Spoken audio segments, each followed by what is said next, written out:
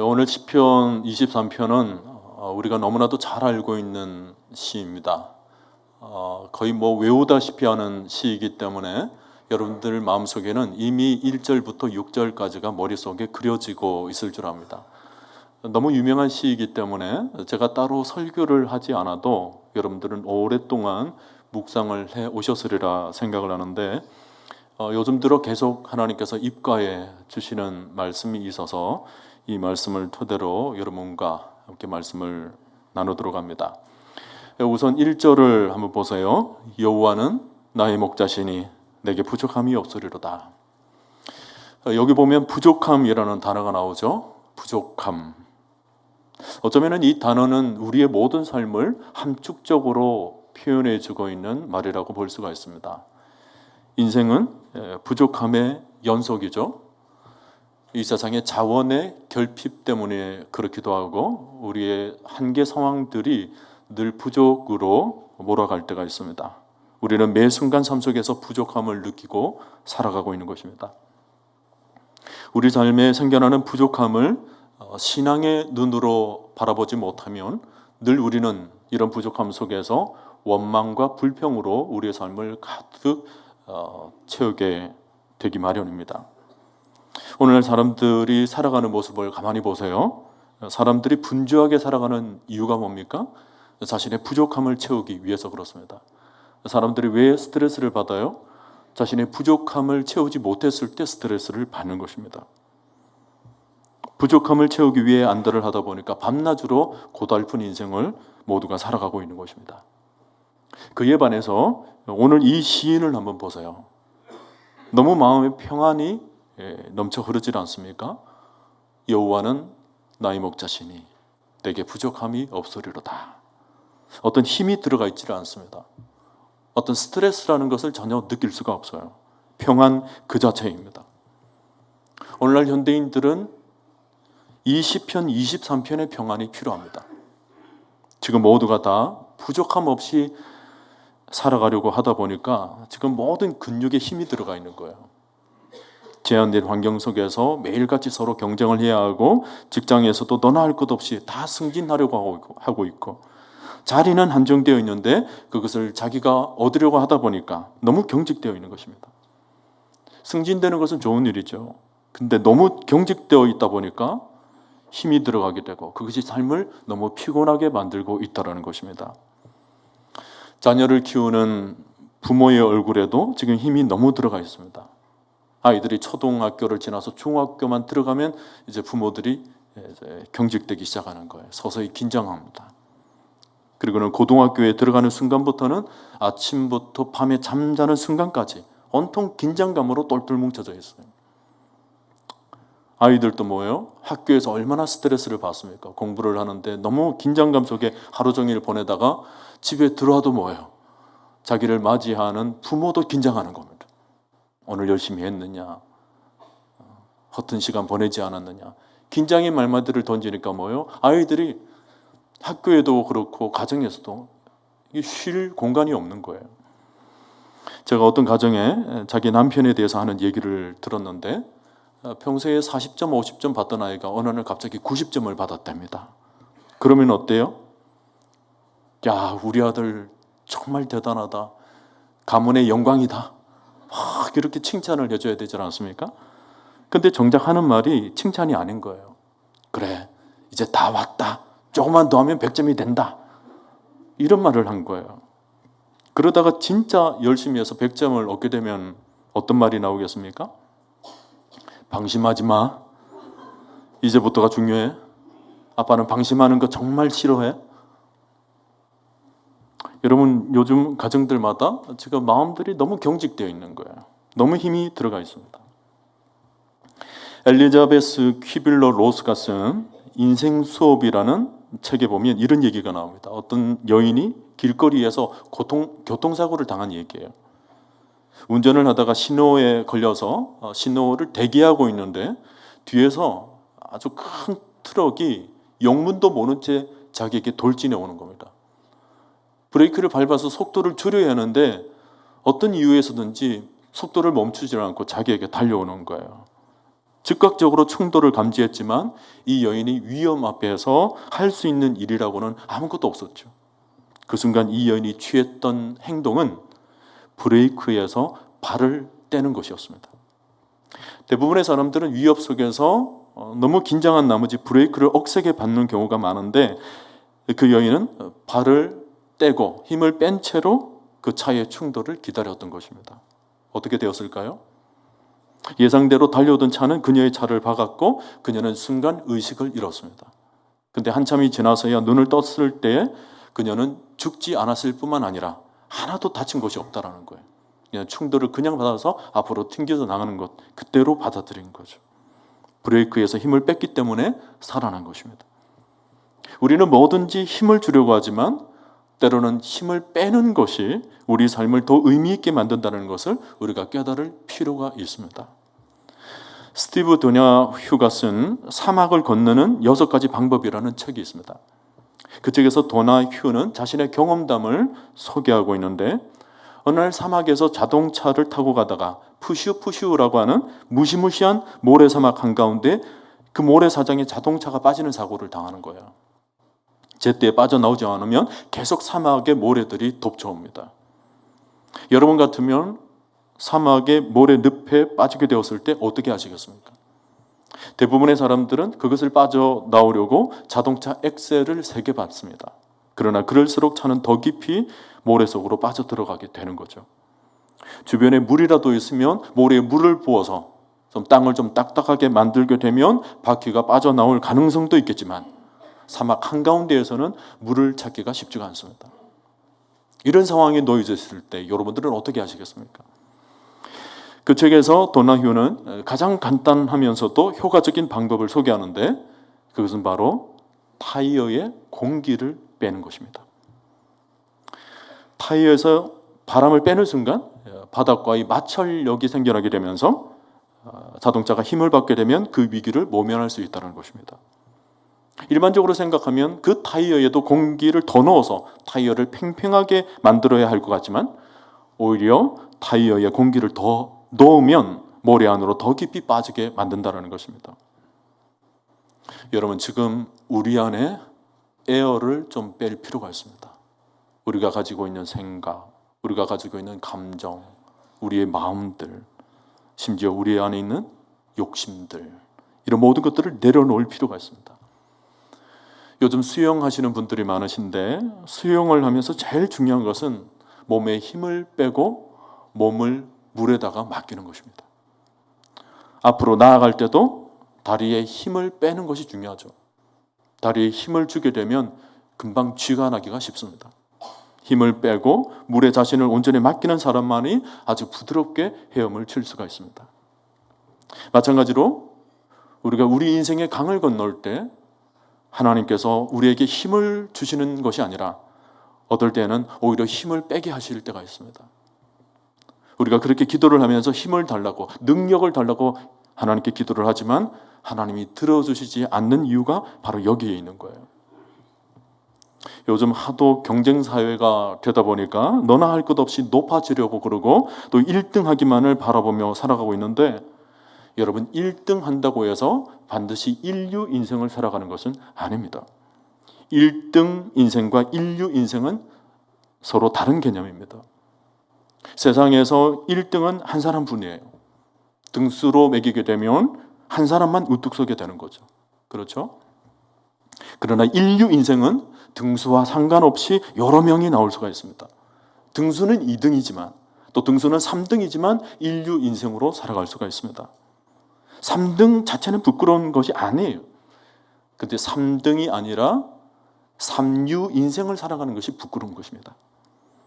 달란트 비유를 생각해 보세요. 달란트 비유에서 한 달란트 받은 사람은 스스로가 나는 3등이라는 것 때문에 그의 모든 삶을 그냥 3류 인생처럼 살아갑니다. 어떤 신학자는 그렇게 해석을 했습니다. 한 달란트 받은 사람은 분명히 그에게 놀라운 능력을 가지고 계시기 때문에 하나님께서 공평하게 그에게는 한 달란트만 줬다는 거예요. 그 한 달란트 가지고 얼마든지 5달란트, 10달란트를 만들 수 있는 사람이기 때문에 하나님께서 그렇게 평가를 했다는 것입니다. 그런데도 그는 자기 자신을 너무 평가절하해서 한 달란트 때문에 자기의 능력마저 거부해버리는 실수를 저질렀다는 것입니다. 성경 전체를 놓고 봤을 때 우리 하나님은 우리가 1등이든 2등이든 혹은 몇 등이든 그게 중요한 것이 아니고 우리의 삶이 뭐예요? 어떤 등수로 어떤 삶의 형편으로 살아가든지 자기의 형편 속에서 인류로 살아가라는 거예요. 여러분, 우리 자녀들 성적이 1등이라고 해서 자동적으로 세상 가운데 인류 인생이 되는 것은 아닙니다. 우리나라 대학들은 주로 내신 1등급에 주목하는 경향이 있지만 미국에 있는 최고의 그 아이비리그 대학들은 고등학교 때 1등 했다고 해서 반드시 그 아이를 픽업해 가는 것은 아닙니다. 등수가 중요한 것은 아니고 그 아이의 품격을 보겠다는 거예요. 그래서 반에서 1등한 학생이 하버드 대학에서는 떨어졌는데 옆반에 3등, 5등 하는 아이들이 그 대학에 걸리는 경우가 비일비재하게 일어납니다. 중요한 것은 인생의 품격이라는 거예요. 2012년 모 방송국에서 장동건을 주연으로 해서 신사의 품격이라는 드라마를 방영한 적이 있는데 어느 개그 프로그램에서 그 드라마를 본따서 거지의 품격이라는 개그 코너를 보여준 적이 있습니다. 거기 나오는 주인공은 일명 꽃거지예요. 가슴에 외투를 열어젖히면 양쪽에 꽃이 가득 꽂혀져 있는 거죠. 거지는 세상의 시각으로 보면 꼴등에 속하지만 그 꽃거지도 세상의 시각에서는 하등에 속할지도 모르지만 행동은 인류처럼 행동을 하는 거예요. 오히려 어떤 면에서는 인류보다도 더 나은 삶의 모습을 보여주고 있습니다. 거지의 신분이라도 가슴에는 꽃을 품고 살아갈 수 있는 인생. 누가 자기더러 거지 주제라는 말에도 전혀 아랑곳하지 않고 나는 그냥 거지가 아니야. 나는 꽃거지야. 자기의 정체성이 아주 분명하죠. 자존감도 하늘을 찌릅니다. 구걸에도 비굴하게 구걸하지 않고 궁금하면 500원 당당하게 요구할 수 있는. 그러니까 장동건 같은 1등도 인류처럼 살아가는 세상 속에서 얼마든지 자신도 꽃거지로서 인류로 살아갈 수 있다는 것을 보여주고 있어요. 여러분, 우리가 부족한 인생을 살아가지만 하나님은 우리에게 신자의 품격을 가지라고 말씀합니다. 하나님의 자녀가 세상 앞에서 좀 부족하다고 비굴하게 무릎을 꿇지 말라는 거예요. 세상 속에서 믿음의 자존감을 절대로 낮춰서는 안 된다는 것입니다. 여러분, 우리가 가지고 있는 신앙이라는 것이 다른 것이 아닙니다. 우리에게 찾아오는 부족한 상황들을 믿음의 눈으로 해석하고 믿음의 눈으로 바라보는 훈련인 것입니다. 우리가 신앙의 눈으로 바라보지 못하면 우리 삶에 찾아오는 수만 가지 부족한 상황 속에서 세상 사람들처럼 온통 불만족으로 가득하게 되지만 그러나 우리가 믿음의 눈으로 바라보게 되면 오히려 우리의 부족들은 하나님을 만날 수 있는 공간들이 되는 것이고 하나님께서 개입할 수 있는 여백들이 되는 것입니다. 삶에서 생겨나는 모든 부족들은 하나님께서 장차 채우실 빈 공간들이고 하나님은 이런 부족함을 통해서 하나님의 하나님 되심을 나타낼 때가 많습니다. 이혜인 님이 쓴 당신 앞에 나는 이라는 시가 있습니다. 당신 앞에 나는 꼼짝도 할 수 없는 항아리예요. 나는 처음부터 뚜껑 없는 몸이었죠. 이렇게 나아가는 시입니다. 항아리, 햇빛을 담고 바람을 담고 구름을 담고 비를 담고 그럼에도 아직 남아있는 빈 자리, 당신만이 채울 자리. 하늘을 향해서 항아리 문이 활짝 열려져 있으면서 많은 것들을 담아내지만 그래도 빈 공간이 있는 거예요. 그 모든 공간이 뭐죠? 당신만이, 하나님만이 가득 채워주실 자리라는 거예요. 그러므로 우리는 부족을 느낄 때마다 불만족스러운 마음으로 불평하거나 원망스러워하기보다는 오히려 하나님이 채워주실 은혜들을 기다리며 사모하는 믿음을 가져야 될 줄로 믿습니다. 우리에게 하나님을 향한 믿음이 없었다면 우리는 매일 열등감에 빠지기가 쉽고 나보다 더 멋있는 사람, 나보다 더 가진 사람, 나보다 더 잘난 사람만 보일 것입니다. 그러나 하나님의 시각으로 바라보게 되면 우리 마음이 달라져요. 하나님이 내 인생에 개입하셔서 어떻게 나를 채워주시는지, 어떻게 나를 만들어 가시는지, 어떻게 나를 다듬어 가시는지, 나 자신을 하나님의 관점으로 보게 되면 우리에게는 그 어떤 열등감이 생겨날 수가 없습니다. 장애인이었던 고 강용우 박사 얘기 중에 이런 일화가 있습니다. 강용우 박사님이 어느 날 우연히 초등학교에 들어간 아들 진석이가 자기 일기장에 쓴 내용을 아내로부터 듣게 됩니다. 그 일기장에는 이런 글들이 쓰여져 있었다는 거예요. 우리 아빠는 앞을 보지 못하는 시각장애인입니다. 그래서 나랑 자전거도 함께 타지 못하고 공 던지기 놀이도 하지 못합니다. 나는 우리 아빠와 함께 할 수 있는 것이 아무것도 없습니다. 모든 내용이 못하는 것들로 가득 차 있는 거예요. 아빠로서 적지 않은 충격을 받은 강용호 박사는 책 한 권을 들고 침대에 누운 아들의 머리맡에 앉았습니다. 진서가, 아빠가 신기한 거 보여줄까? 뭔데요? 아빠는 캄캄한 데서도 글을 읽을 수 있다. 그리고는 불이 꺼진 깜깜한 밤에서 점자로 된 동화책을 읽어 나갔습니다. 그 모습을 본 아들이 신기해서 학교에 가서 자기 친구들에게 자랑을 하는 거예요. 너희 아빠는 눈 감고 책 읽을 수 있어? 우리 아빠는 불 꺼진 방에서 아무것도 보이지 않는 곳에서 책을 처음부터 끝까지 다 읽을 수 있다? 한자도 안 틀리고? 아이들이 반응이 하나 같았습니다. 이야, 니네 아빠 정말 대단하다. 니네 아빠 정말 멋지다. 이런 일화가 어린 진석이에게 큰 힘이 되어서 나중에 이 아들이 미국에서 아주 유명한 대학에 들어가게 되었고, 지금은 3만 명, 4만 명 그 이상의 사람들의 눈을 고쳐주는 훌륭한 의사가 되어 있습니다. 오늘 시편을 보세요. 여기 이 시인은 사람의 눈으로 자신을 평가하지 않고 하나님의 눈으로 자기 자신을 바라보는 거예요. 사람에게 눈을 두었을 때는 온통 모든 삶이 부족한 것들로 가득 차게 보였지만, 그리고 그 속에서 내가 늘 상대로부터 평가받는 삶이었지만, 눈을 들어서 하나님을 바라보았을 때는 내 삶이 새롭게 가능성이 발견되어지는 것입니다. 여호와는 나의 목자시니 내가 부족함이 없으리로다. 이 시는 다윗이 인생을 회고하면서 지금까지 자신의 삶을 채워주셨던 그 하나님을 찬양하는 시이기도 하지만, 사실은 이 시를 통해서 다윗이 진정 말하고 싶은 고백은 따로 있습니다. 여러분, 시편 23편을 보면서 우리가 놓치지 말아야 하는 것은 이 시의 시제입니다. 여기에 나와 있는 모든 동사들의 시제를 보면 모든 시제가 현재형 혹은 미래형입니다. 이게 뭐냐면 과거의 일을 다루는 것이 아니고 아직 이루어지지 않은 현재와 미래를 내다보고 있다는 거예요. 시인이 1절에서 만족을 노래하고 있지만 2절부터 6절까지의 내용은 아직 이루어진 것이 하나도 없음을 우리는 주목해야 합니다. 지금 이 시인이 모든 부족함에서 벗어난 상태가 아닙니다. 삶은 여전히 부족한 가운데서 놓여져 있어요. 영혼이 소생받아야 될 정도로 쓰러지고 넘어질 때가 많습니다. 앞으로 계속 원수의 목전에 놓여질 때가 있을 것 같은 그런 고통을 맞이할 때도 있을 겁니다.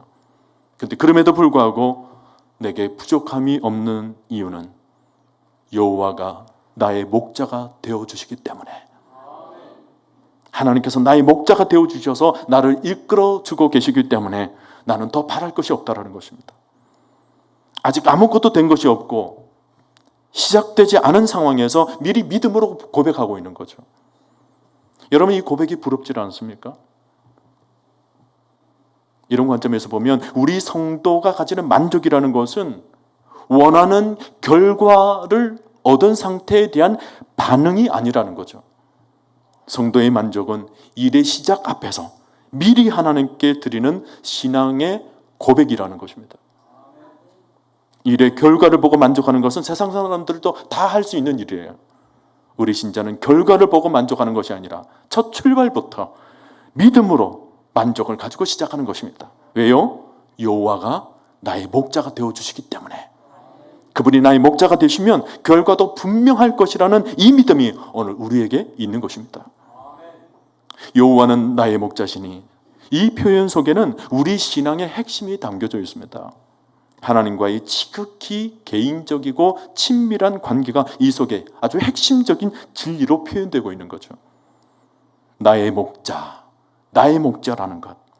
이것은 절대자 여호와 하나님과 다윗이라는 인간의 접촉이 일어나는 순간입니다. 하늘과 땅이 이어지는 순간이죠.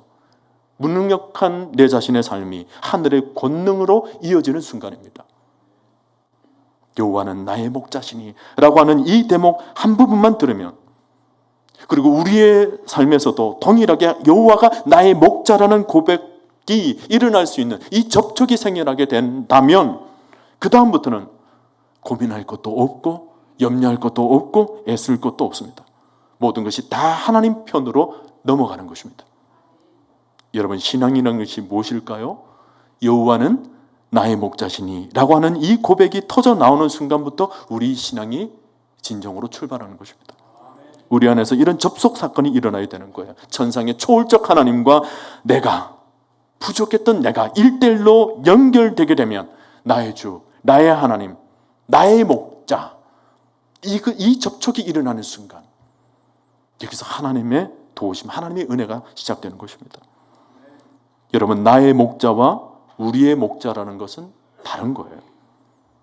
다윗은 우리의 목자시니라고 말씀하지 않습니다. 이스라엘의 목자시니라고 표현하지 않아요. 나의 목자시니라고 그랬습니다.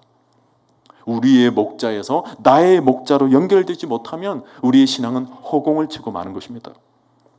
교회는 다니고 기도를 하는데 나의 목자가 아닌 거예요. 1대1의 만남이 없으면 아무것도 일어나지 않습니다.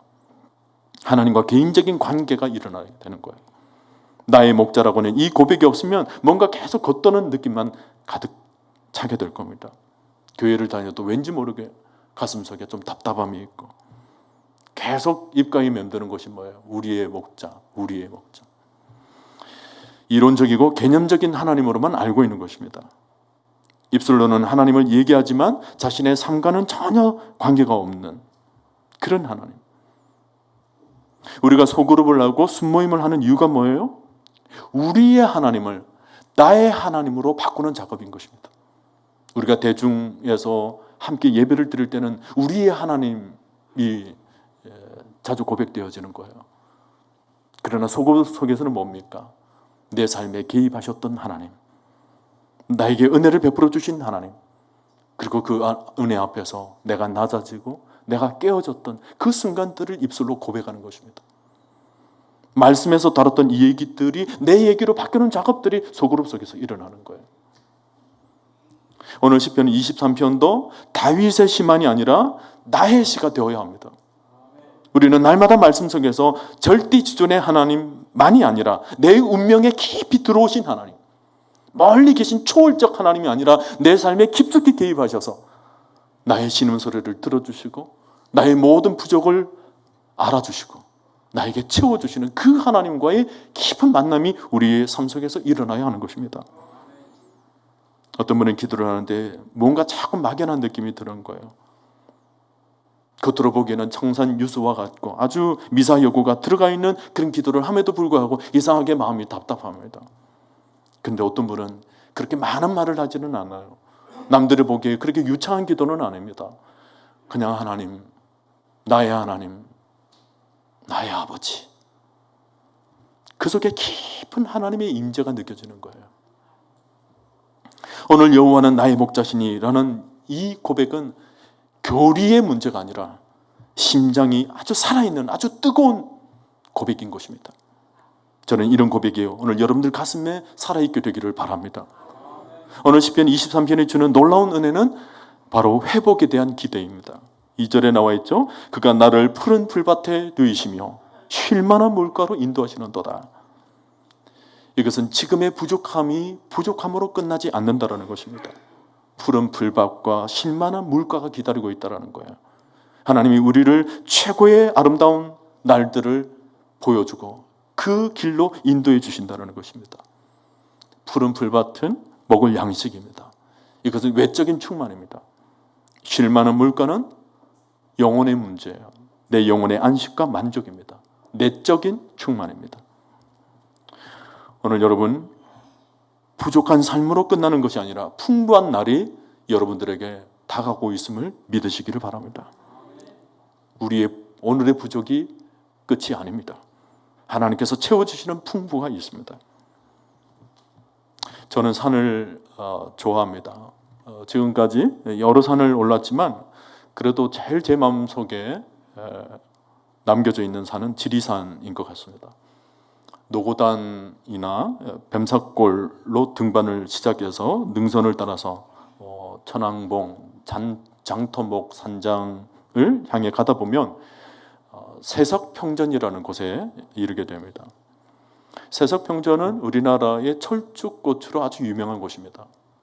5월에 가보면 아주 축구 운동장의 몇 배에 해당되는 그런 넓이로 철쭉꽃들이 만발하게 되죠. 사람들이 그 꽃을 구경하기 위해서 너무나도 많이 올라갑니다. 그런데 철쭉이 피어나기 전에 똑같은 자리에서 피는 꽃이 있습니다. 진달래예요. 진달래 꽃만 봐도 나름 운치가 있어요. 그 넓은 평원에 진달래 꽃들이 만발해져 있는 모습만 봐도 사실은 사람들이 함성을 자아내죠. 근데 제가 그런 상황을 의인화해서 철쭉꽃과 진달래꽃 그 사이에 흐르는 그런 마음들을 한번 묵상을 해봅니다. 철쭉은 아직 몽울이에요. 아직 피기 전입니다. 근데 진달래꽃은 지금 만발합니다. 사람들이 세석평전에 왔지만은 모든 사람들이 진달래꽃을 바라보며 아주 함성을 자아낼 때 철쭉은 어떤 생각이 들을까? 그 밑에서, 그 아래에서 나도 있는데, 아직 피지는 않았지만 그래도 나도 있는데 라는 생각을 가지지는 않았을까? 나 좀 봐주세요. 근데 철쭉은 전혀 조급해하지 않습니다. 자신의 존재감을 드러내지 못한 채로 많은 사람들이 그냥 진달래꽃만 찬미하고 있을 때 자신은 애써 자기 자신을 내세우려 하지 않아요. 조용히 때를 기다립니다. 그리고는 5월에 되면서 철쭉은 5월의 신부로 태어나게 되는 거죠. 진달래는 이미 졌고 철쭉이 자기의 때, 자기의 순간에 꽃을 만발하게 되면서 이전보다 더 많은 사람들이 그 철쭉꽃을 구경하기 위해서 세석평전을 찾습니다.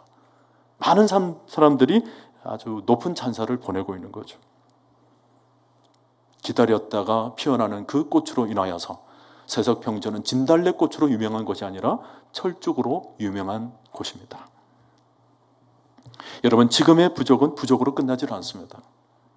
여호와께서 나의 목자가 되어주신다면 지금은 아직은 때가 아니지만 하나님께서는 반드시 우리의 삶을 회복해 만들어 주실 날이 있는 것입니다. 여호와께서 나의 목자가 되어주신다는 이 사실이 내 인생에 분명하다면 그가 나를 푸른 풀밭에 누이시며 쉴만한 물가로 반드시 인도해 주심을 여러분 믿으시기를 바랍니다. 지금 잠시 부족해도 잠시 연약해도 남들보다 느리다라는 것은 결코 나쁜 것이 아닙니다. 요즘 느림의 미학이 얼마나 곽광을 받고 있는지 모릅니다. 고은 시인이 쓴 그 꽃이라는 시도 보면 내려갈 때 보았네, 올라갈 때 못 본 그 꽃. 성공을 향하여서 한도 끝도 없이 하늘을 향해서 치솟을 때는 미처 발견하지를 못했어요. 근데 인생의 실패를 경험하고 인생의 부족을 느끼고 인생의 내리막길을 걸을 때 비로소 발견되어지는 꽃이 있더라는 것입니다. 그러므로 지금 마음이 조급해져 계신 분 있으십니까? 하나님이 일하실 때를 기다리시기를 바랍니다. 하나님은 우리를 향해서 절대로 조급한 마음을 가지고 있지는 않습니다. 우리에게 한없이 기다려주고 계시는 분이십니다. 모세가 하나님 앞에 쓰임을 받을 때까지 필요한 시간은 40년이었습니다. 하나님이라면 40년이 아니라 단 40일만이, 아니 단 나흘이라도 그를 얼마든지 변화시켜 줄 수 있지만 그런데도 하나님은 40년을 기다려 주십니다.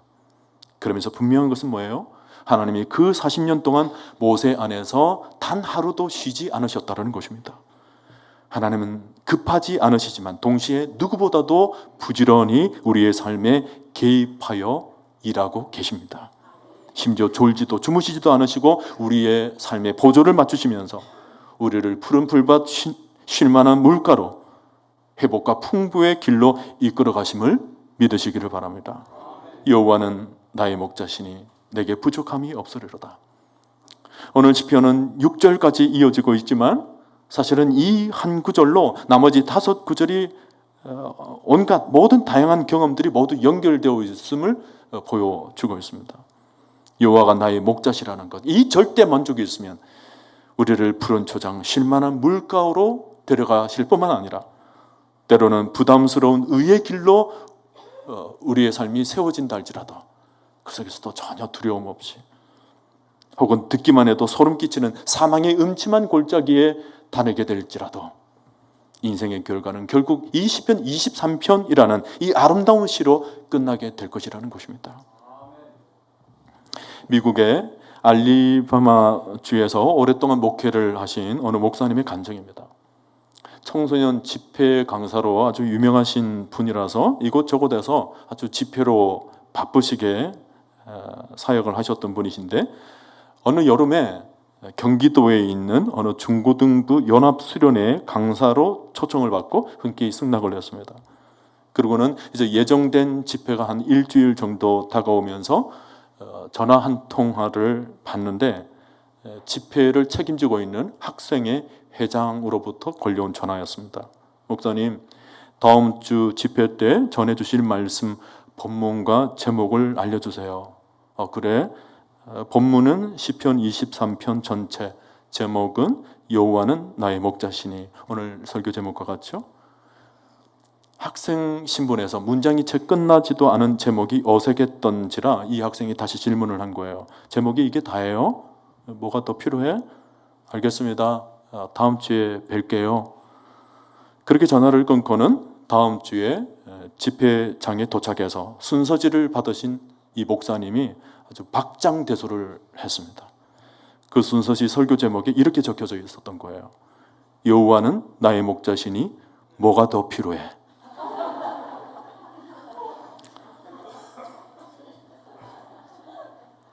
그 제목을 본 목사님이 오히려 더 큰 은혜를 받았다고 합니다. 여러분, 여호와가 나의 목자시면 뭐가 더 필요합니까? 하나님께서 나의 목자가 되시면 그것으로 충분합니다. 중요한 것은 여호와께서 나의 목자가 되신다는 이 믿음의 고백이 우리 가슴속에 선명해야 되는 거죠.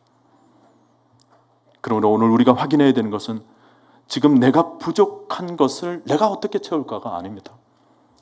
지금 사망의 음침한 골짜기를 지나고 계신 분 있으십니까? 지금 가장 먼저 해야 할 일은 사막의 이리가 몇 마리고 승냥이가 몇 마리고 맹수가 얼마나 찾아오고 있고 또 계곡의 깊이가 어느 정도인지를 탐구하는 것이 아닙니다.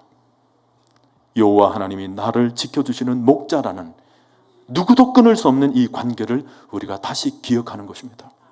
오늘 여러분, 하나님과 나와의 관계를 확인하시기를 바랍니다.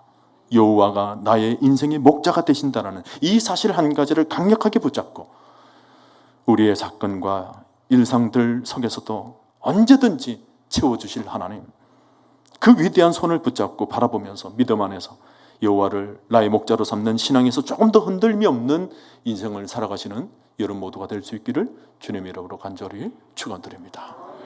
하나님.